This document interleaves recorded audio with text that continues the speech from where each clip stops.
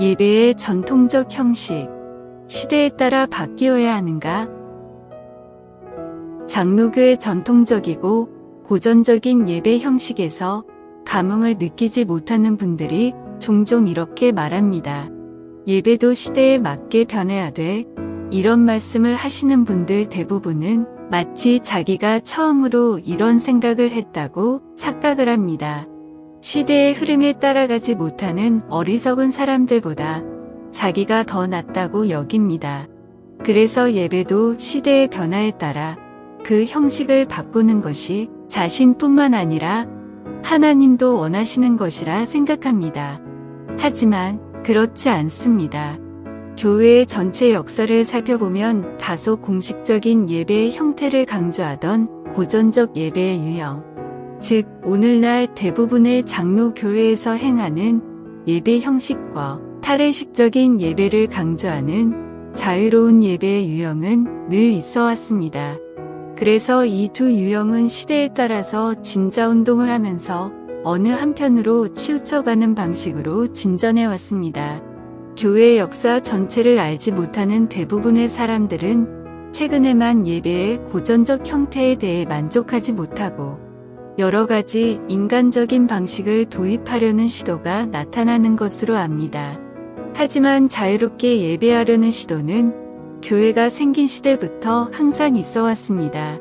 시대마다 전통적 형식의 예배에 대한 불만이 있어 왔고 그러한 불만은 대개 예배가 시대적 변화를 반영해야 한다는 요구로 이어졌습니다. 그래서 시대마다 예배가 그 본질에서 벗어나 타락의 길을 걸었고 종교개혁 이후 예배가 회복되었으나 때로는 예배가 타락하기도 하고 다시 예배의 본질이 회복되기도 하는 양극단이 시대마다 나타났습니다. 조명과 음향으로 회중의 마음에 호소하는 일은 이미 중세에도 있었습니다.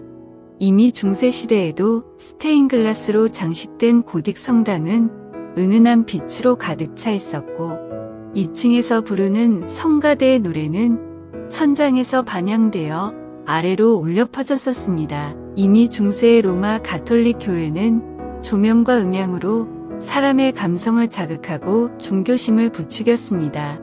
심지어 이미 초대교회에서도 무질서한 형태의 예배가 나타났으니 이에 따라서 바울은 모든 것을 품위 있게 하고 질서 있게 하라고 권면하였습니다.